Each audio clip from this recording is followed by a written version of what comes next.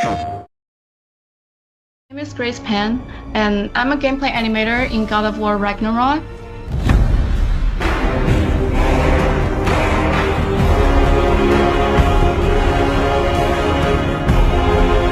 Hi, I'm Stephen O'Hara with GBA, combat designer on God of War, and I create interesting and memorable creatures that players like to attack and defend against. As an animator, you gave life to characters. You make them move, you give them personalities, you give them weight.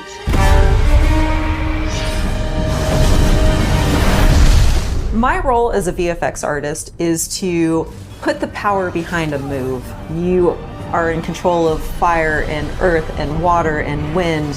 Whether you are throwing your axe or on the receiving end of an enemy spell, VFX is what really gives the movement and the danger to every move that a character or enemy makes. I work really closely with the design team and the tech art team on this project specifically. We actually work a lot with camera, along with the guidance of our great camera team, so I find myself doing fight choreography sometimes.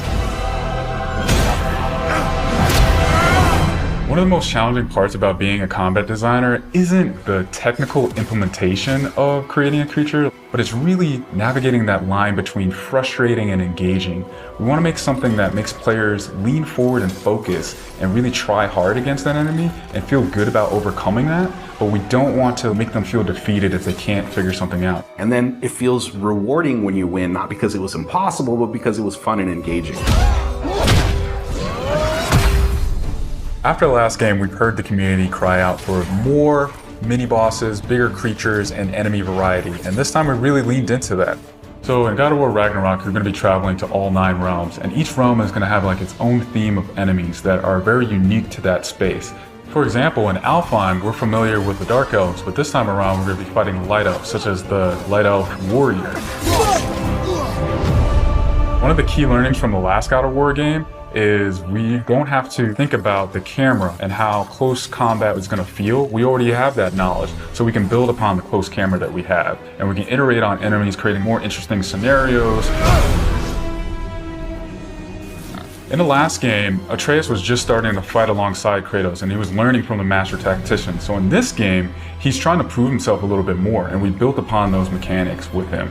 The previous God of War, Atreus was still a kid, right? So he has a lot of dependency on his father. And for this game, you'll see Atreus moving more independently on his own as a companion. In regards to VFX for Kratos, I think what the players really love is the powerfulness of it.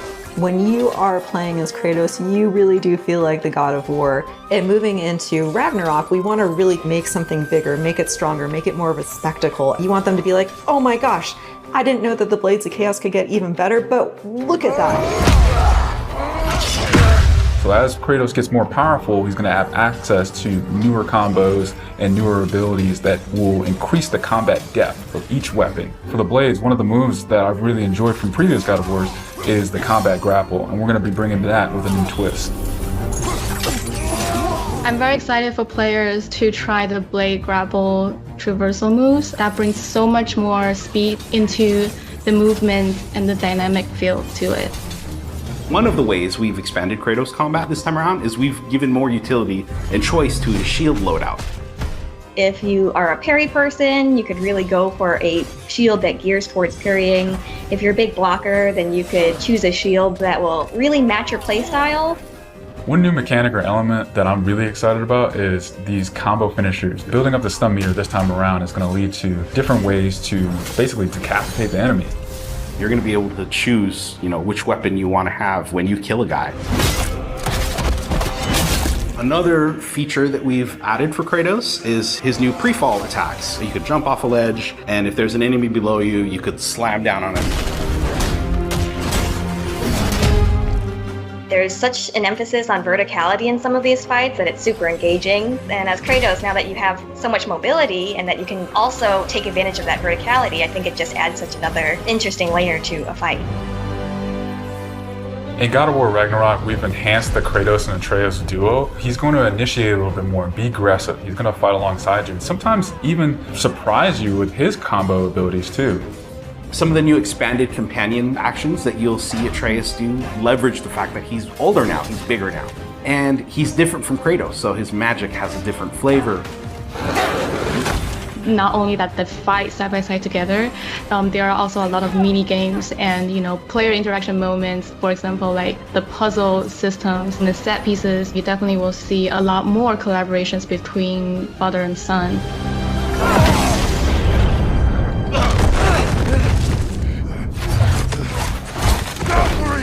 Odin must have sent them! There's so much that goes into building a big set piece. You basically iterate and iterate and iterate, and it takes testing and just seeing what works to really figure out the personality of something. Basically, every department gives it their all to make things really spectacular. There were a lot of different times that I would look back at God of War games just through the ages. Before 2018, there were so many amazing, huge boss fights and set pieces that it was a huge inspiration for me on my time on this project. For the old father! Our design philosophy for creating new and memorable enemies is basically making them a combat puzzle, similar to like chess, and focusing on the chess pieces. Each piece has its own theme and its own use. You need to be able to see what's happening in an instant and be able to react as the player. There's a couple of different ways that we go into making an attack very readable for the player. Sometimes we add a signature audio cue, or we'll add the different rings, such as what we did in the last game, that lets you know that this attack is unblockable, you need to dodge it. There's so many different ways that VFX really helps not just show what an enemy is about to do, but show who the enemy really is.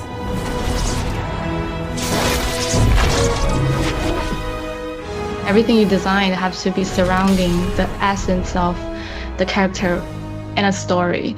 It's what makes it believable and memorable in the first place. I think what I'm most excited about is for players to experience the diversity of enemies that this game has to offer. You will be fighting everything from small little creatures to things that will take up the entire screen. All of their designs run the gamut. I think each one looks so much different from the next one, and each of them have their own play styles and their own little fantasies that go into it. And so I think if you are really into Norse mythology, you'll be very interested to see how Sony Santa Monica has taken some of these creatures and interpreted them for God of War. Everything that goes into the game, there's emotion behind it and intent behind it, and by the time it gets to you, everything that you've seen that you're going to play and experience has been sweated over, bled over, tested, and is fun to play.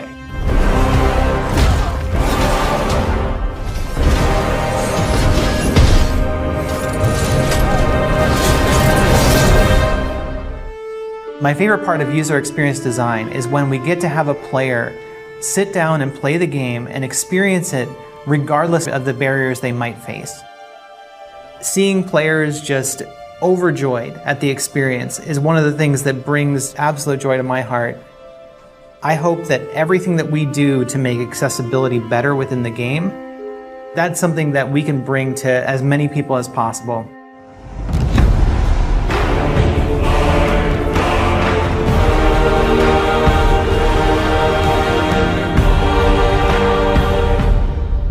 I'm Mila Pavlin, and I'm the lead UX designer on God of War Ragnarok. My name is Sam Chappelle. I'm the Associate UX Accessibility Designer. My name is Zhou Xianyi. I'm a rendering programmer. Hi, I'm Kate Marlin, Senior Producer of the gameplay team.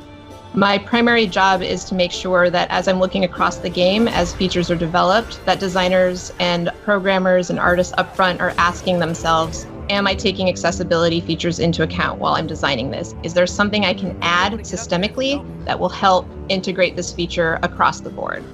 My job is to hook up everything and implement the accessibility features on the rendering side so that the designers are able to implement the features into the game. Great! I'll head across for a better look. User experience design allows us to look at accessibility from the user perspective. So we are the ones who are actually going into the game and looking at the different design problems that there are to solve within the game and figuring out ways that players can access that content regardless of anything that they might have a difficulty with because of accessibility concerns. Accessibility at its core is making sure that we allow folks who want to play a game to be able to access the game and all of its features. That allows players to have experiences that they might not otherwise be able to, from swinging your axe as Kratos to traversing the realms and experiencing the story. These features make it possible to do these things. People are no longer limited by their physical capabilities, and they will be able to enjoy the game just like anybody else. There's a saying in the accessibility community, never about us without us, and we really wanted to make sure that everything that we are doing is with the community and not just about them. So we have to reach out to fans and understand what their needs are when it comes to accessibility concerns, and we have to reach out through consultants and playtesters to understand what things may be hindering someone from being able to complete the game. It's always the best to be able to communicate with the user and see what they're happy with and what they want improved. Some of the most inspiring things that I've seen that have made me want to think more about accessibility is seeing the stories that players have and how much it means to them when they're able to sit down with the game for the first time and play more than they ever thought they could. Boy, we must be better. You must never forget that. With the last God of War, we ended the game understanding that there were major problems with the way that we were designing for accessibility. Based on community feedback from the last title, we've incorporated several features into this title to make the experience more accessible. We talked to them about what they needed in order to play going forward, and we started to prioritize things very early in production. I think that was one of the biggest lessons we learned, is that early production, making sure that we have everything in place at the beginning of the development cycle. If you're trying to bake a blueberry muffin, you don't wait until the end to put the blueberries in. You make sure that it's in the batter. And with accessibility, we needed to make sure that we put those blueberries into the batter at the beginning so that they could bake in and we would have accessibility at the end. By having controller remapping, by having assists for things that seem trivial, we allow people to get past those blockers and experience it in a way that it's intended. The features that I am most excited for players to try out are the combat assists. I think that these are just amazingly fun to use. In the last title, we had a feature called Recenter on Attack. Every time you'd hit an enemy, the camera would make sure that enemy was centered. When we're looking at God of War Ragnarok, we've expanded those combat options to allow for recenter on swing, which means that as you swing your axe in combat, you're going to slowly orient towards a different enemy. This is one of my personal favorite features because every time you swing the axe or swing the blades, the camera recenters towards the enemy. This allows players to go into a space, and if you have limited mobility or if you're unable to utilize the look controls, you can still target different enemies even though you're not hitting them. One of the most important areas of innovation that we have on God of War Ragnarok would be the increased controls access that we've allowed. So, for example, players are now more able to remap the controller and choose from a wider range of presets. The feature that I'm most excited for players to try is the Collector's Mode. Collector's Mode highlights collectible objects in the game, such as ravens, so that they're much easier for players to find.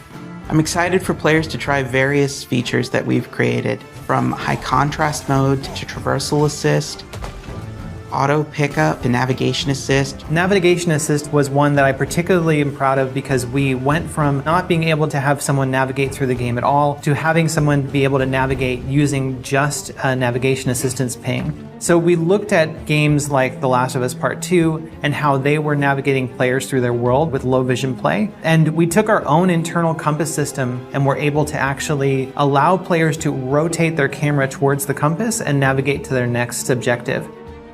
Other features to look out for would be subtitle customization. So, for example, you can color the subtitle differently from the speaker, and you can even have the speaker name show up or turn that off if you don't like to see that speaker name in front of there. You can set a background for the captions. So when you're seeing the text, if you need more contrast behind the text, that's an option that's added in there. Another cool, exciting feature that we added was directional indicators to our captions and subtitles. So wherever a noise caption is coming from, the arrow will be pointing to it. So if there's a character speaking and you see the subtitles on the screen, there will be an arrow pointing out also where that character is relative to the player's camera. All these features will enable players to experience the game in different ways and adjust the challenge to their needs. Some of the things that I found useful are just settings around kind of reducing the amount of inputs I have to do when I don't feel like it's super necessary for me to control that aspect of the game. This one has helped me by having options like traversal assist, which just kind of makes the character vault over things and climb up things automatically, which reduces the strain on my body so I can just get ready to fight rather than just be spending time like traveling over things. I think a big misconception people have about accessibility features is that they're only applied to certain people. It's not about making a game easy.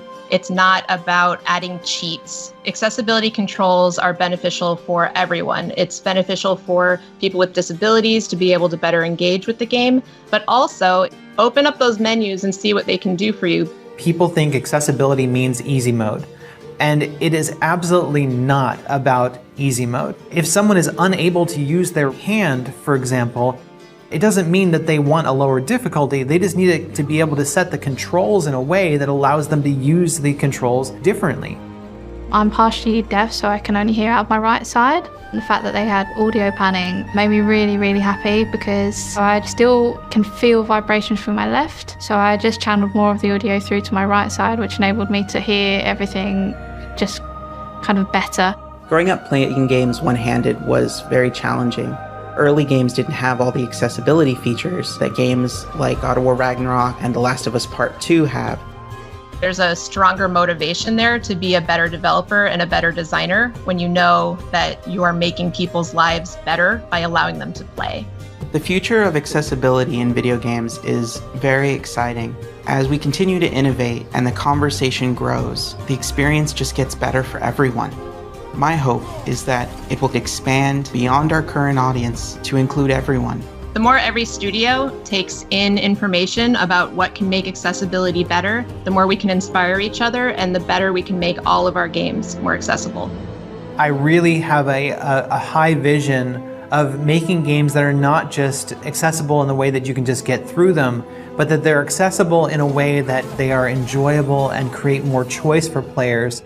When we look at the way that the industry is turning, we're moving away from this idea of let's just get the player through the game and more into how can we make an accessible game the most enjoyable experience, and how can we integrate these things into our games at a core level so that every player has access to those things. And as we expand that, I think that we're going to see an industry that is not only more accessible, but is more enjoyable overall.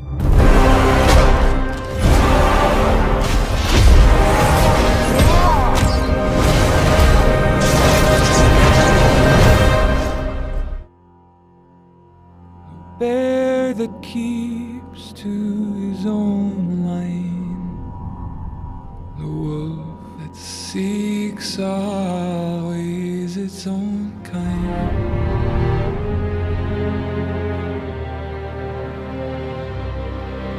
The song is something of a journey, and I think that's something I always got from God of War. It's like, here's this constant moving forward in the act of moving through the world and this journey of two people.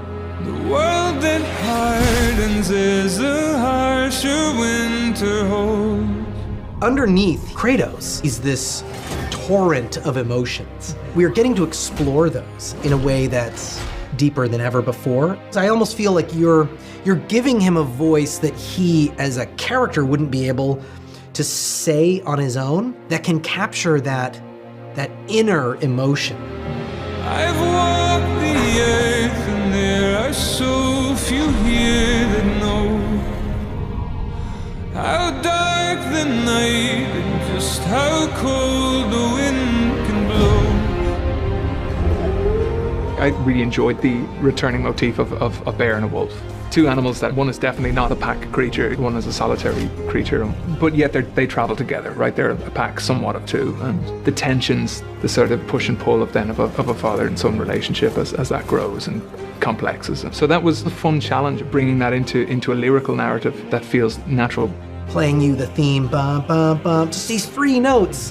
And then we wanted to honor that simplicity Then you came back with this killer line. I mean, blood upon the snow, I just thought was so eloquent and beautiful.